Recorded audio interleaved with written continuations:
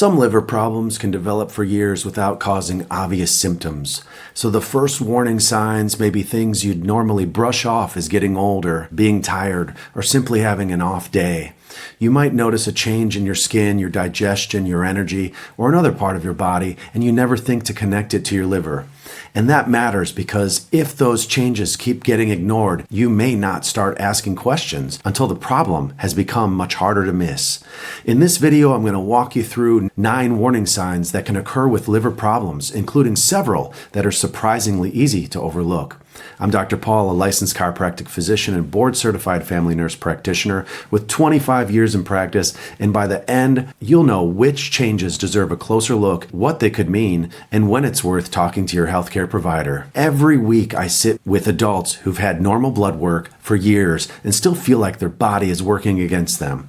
So let's go through this the way I'd walk a patient through it in my own office. Sign number 1 is fatigue that doesn't respond to sleep. Picture this. Someone comes in and tells me they're sleeping 8 hours a night and still dragging by 10 in the morning. Not the kind of tired a nap fixes, the kind of tired that sits in your bones. When the liver's detox pathways are backed up, ammonia and other metabolic byproducts that should be cleared out start circulating a little longer than they should. Your brain and muscles feel that low-grade toxic load as fatigue, even though every other marker on paper might still fall within normal range. This is usually the very first sign, and it's the one people write off the longest because it's so easy to blame on stress, poor sleep, or just getting older. Sign number 2 is itchy skin with no rash.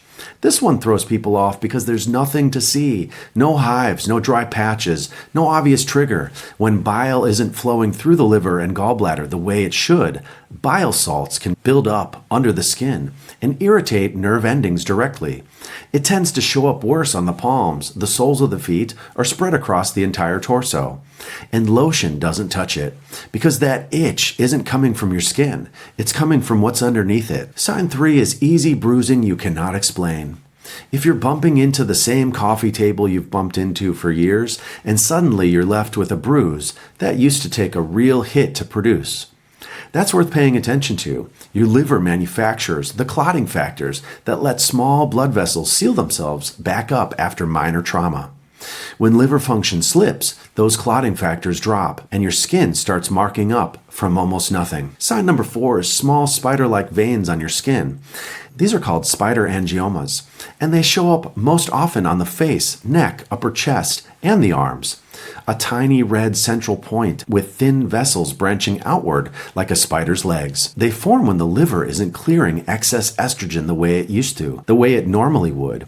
And that shift in circulating hormones causes small blood vessels near the surface to dilate. A few here and there can be totally unrelated to anything serious, but a cluster of new ones appearing over a short stretch of time is a pattern worth mentioning to your provider. Sign number 5 is swelling in the ankles and lower legs. Picture this. A patient tells me their shoes have started feeling tight by the end of the day, and they just assumed it was just sitting too long at their desk. Sometimes that's exactly what it is, but when the liver's protein production drops, specifically albumin, the protein that keeps fluid inside your blood vessels, instead of leaking into surrounding tissue, fluid starts pooling in the lowest parts of the body your circulation has to fight gravity to reach. That's your ankles and lower legs.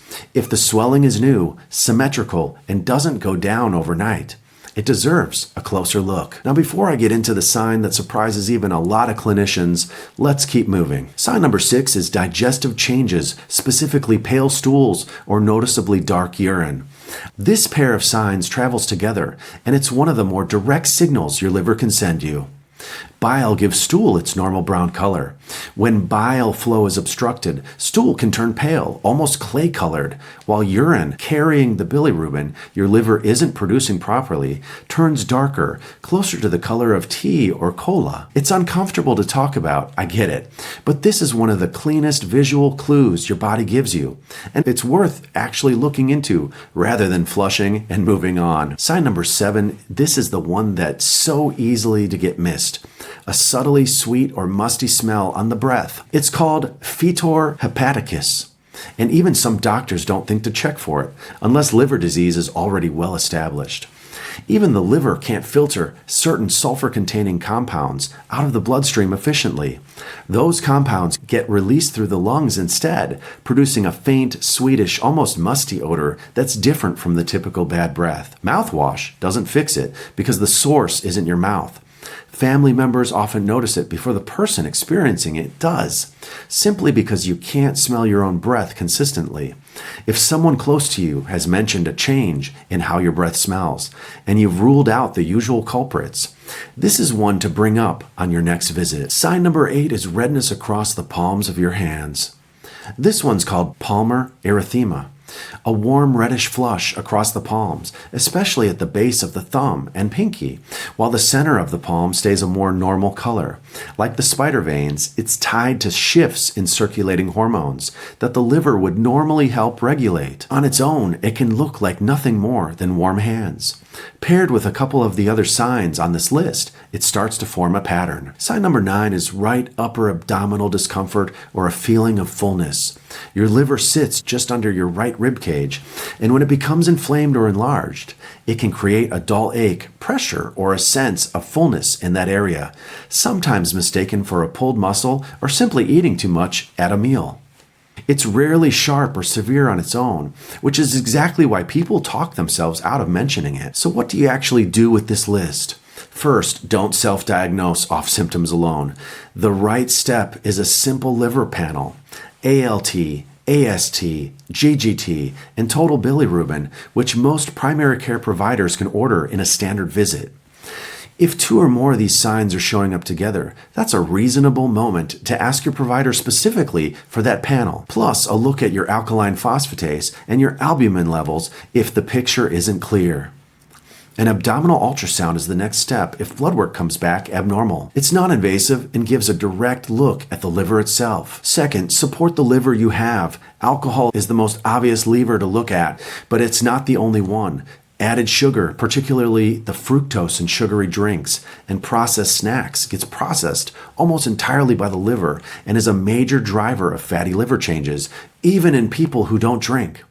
Cruciferous vegetables like broccoli, cauliflower, Brussels sprouts, they support the liver's natural detox enzymes, and staying current on the labs I just mentioned, even when you feel fine, is how you catch a struggling liver early rather than late, back when it's still fully reversible. I want to be clear about something before we wrap up.